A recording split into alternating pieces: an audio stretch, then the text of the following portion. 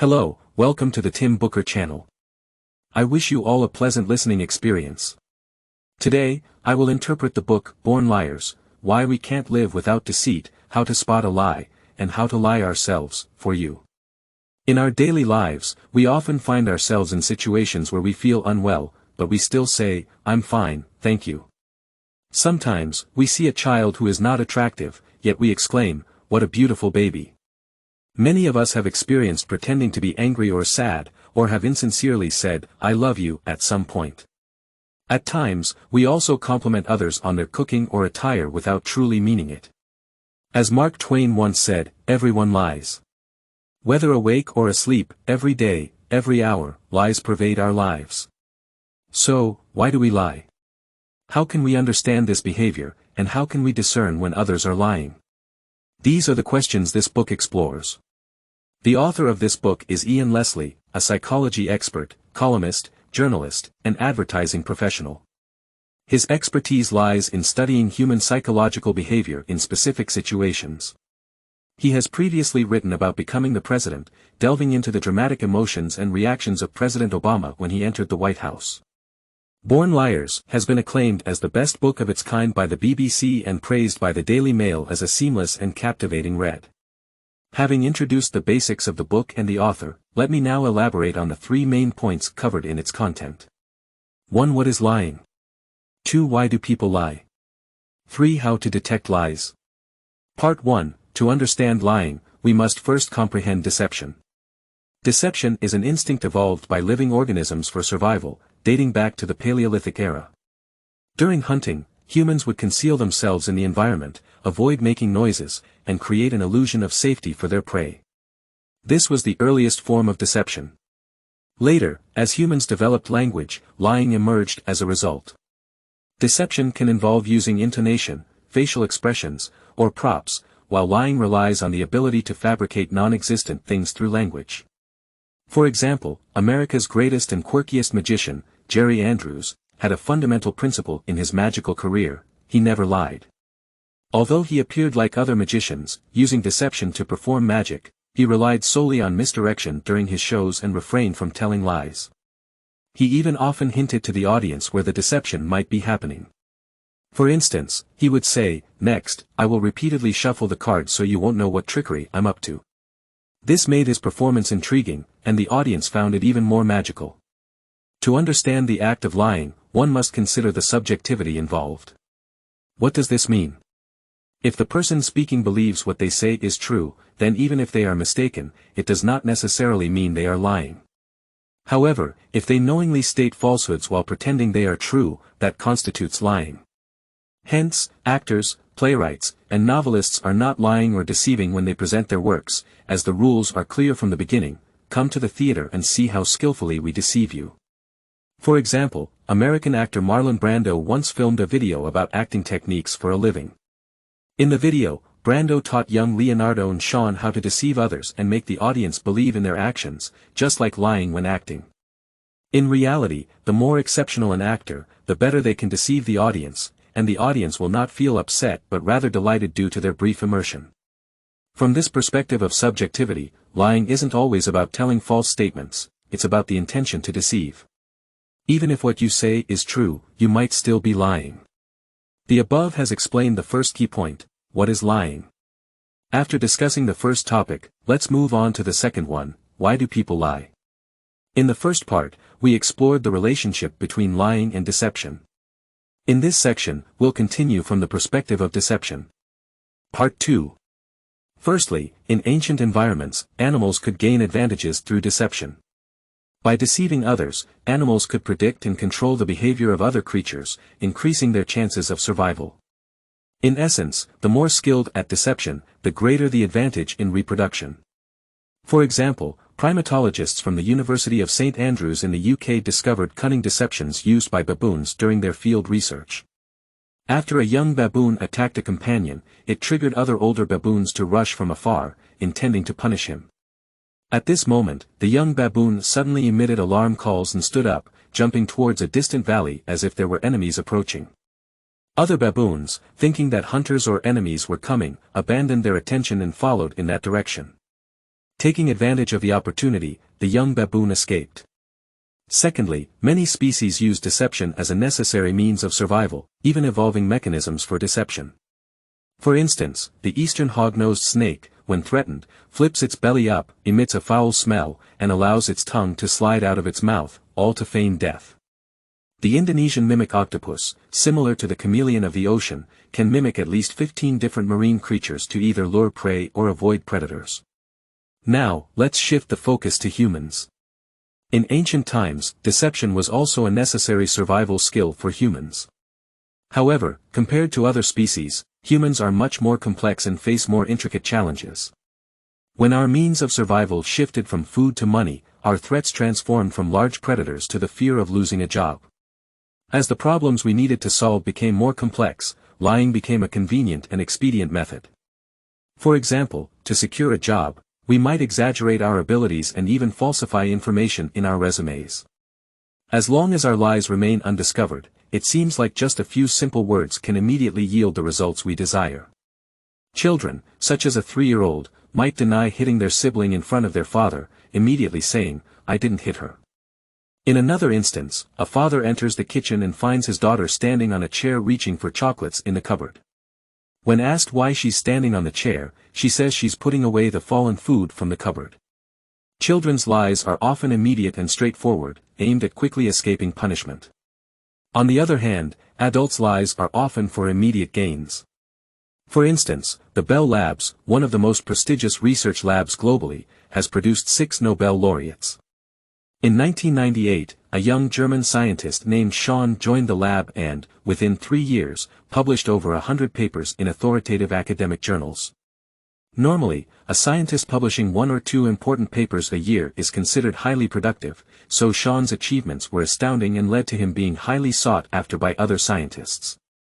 However, in 2002, Sean became infamous due to a scandal. To pursue academic productivity and success quickly, he used the same figure in 3 unrelated papers. This flaw was discovered by physics professors from Princeton and Cornell universities, and the prodigy scientist became one of history's most notorious frauds. Lying is often done for oneself, but sometimes, people lie for others' benefit. For instance, doctors might lie to patients, not for deception, but out of consideration to alleviate their mental burdens. This is what we refer to as benevolent lies. In conclusion, while animal deception is often for survival, human lying is mostly for self-interest and to solve problems more conveniently and quickly. Humans might also engage in self-deception unconsciously due to complex environmental reasons or for self-preservation. In such cases, the subconscious drives people to protect themselves, find reasonable justifications, and achieve psychological relief. One example is the Stockholm Syndrome, where victims develop feelings for their captors and even help them. In 1973, 2 robbers held up Sweden's largest bank in Stockholm, and after a 130-hour standoff with the police, they surrendered. Several months later, the 4 bank employees who were held hostage showed unexpected emotions in court and refused to testify against the robbers.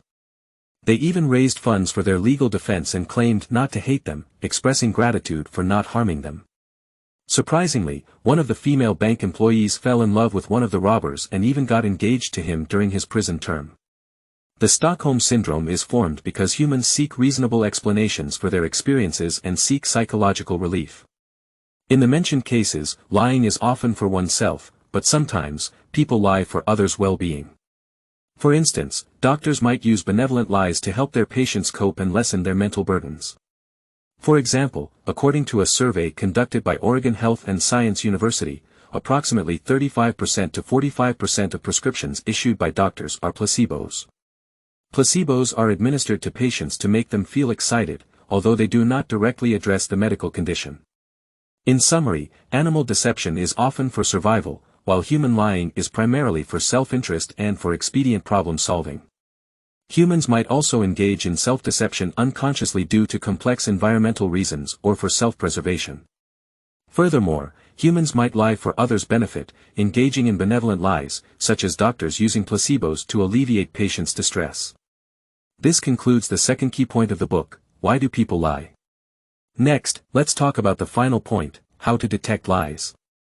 In the third part, evolutionary psychologist David Buss said that in the world of liars, whoever possesses a lie detector has a significant advantage. However, detecting skilled liars is much more difficult than we might think.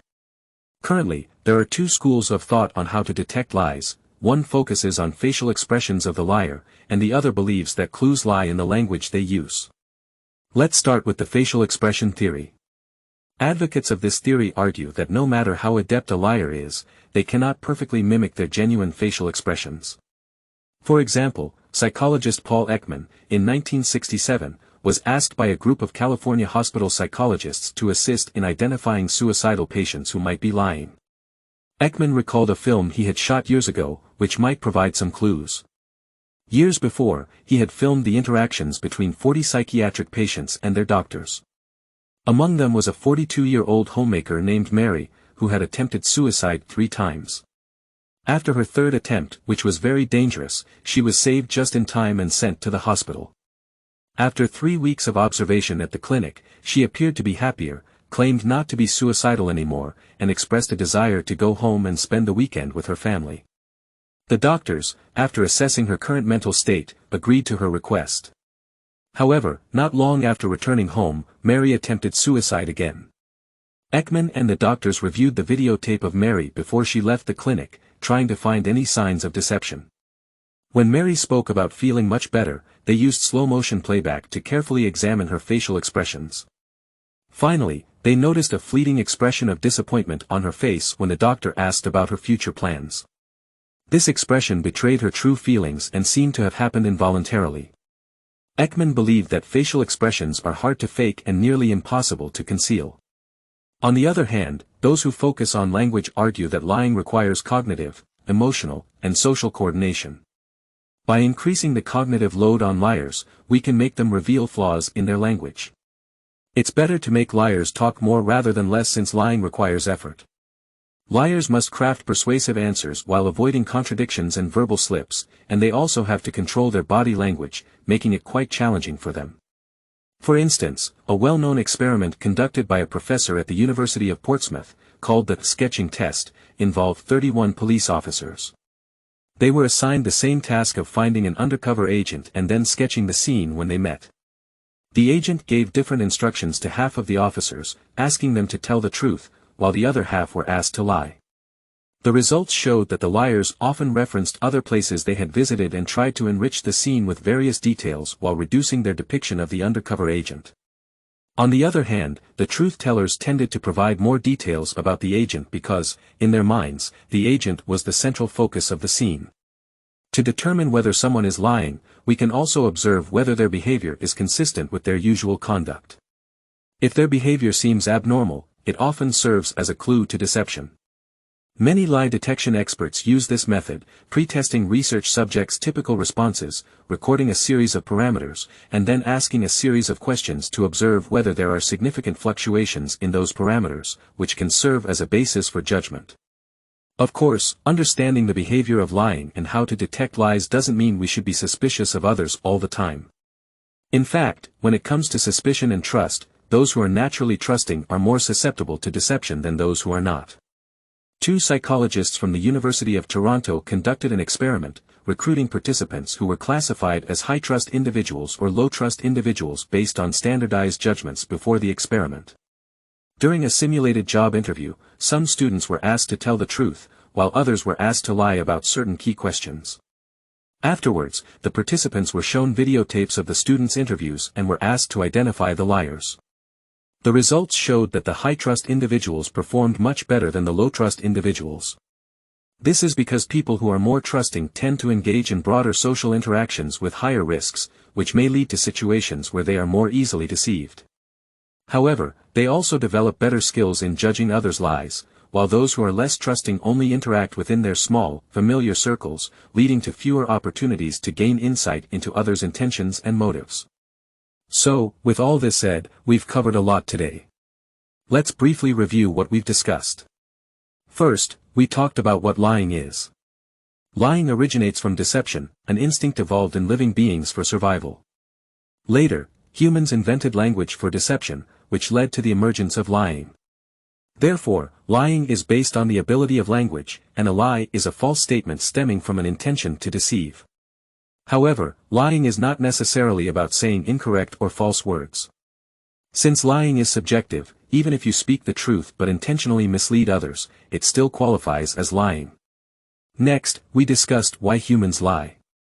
While animals often deceive for survival, human lying is mostly driven by seeking benefits or avoiding harm, aiming for more convenient problem solving. Due to complex environmental factors, humans can also unconsciously deceive themselves and use lies as a means of self-protection, seeking inner relief.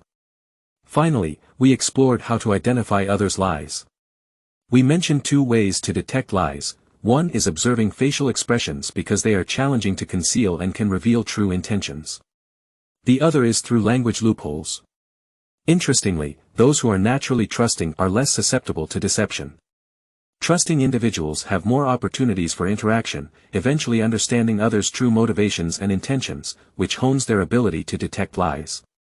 Congratulations on finishing another book. Thank you all for listening to the Tim Booker channel. Please subscribe to the Tim Booker channel, like, and share this valuable knowledge with your friends. Let's combine wisdom and practice to achieve our financial goals and create a better future. Thank you, everyone, and goodbye.